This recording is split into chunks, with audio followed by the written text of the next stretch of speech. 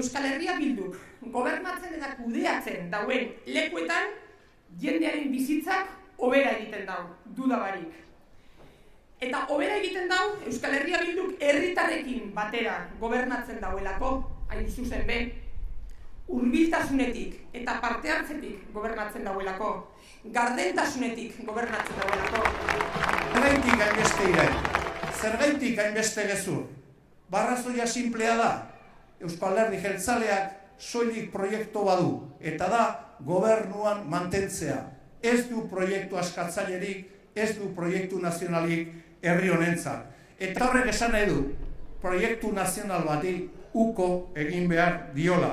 Euskal Herria Bildu proiektu nazional bat ordezkatu egiten du. Aturritik Ebrora doan herri bati buruz daukagu proiektu bat. Eta proiektu horretan Bizkaiak sekulako garrantzia du, eta Bilbok zer esanik ez. Ez bagera gehiengoa Bizkaian eta Bilbon oso neketsua izango da Euskal Errepublika aurrera egitea. Jendea galdetzen dianean eta hau ez bada betetzen zer gertatuko da. Ez da ezer gertatuko, batzutan irabazten da eta beti ikasten da. Eta aurrera egingo dugu eta jarraituko dugu. Ez dagolako beste alternatibari. Saiatu, saiatu, saiatu. Noiz arte, irabazi arte. Gora Euskal Errepublika!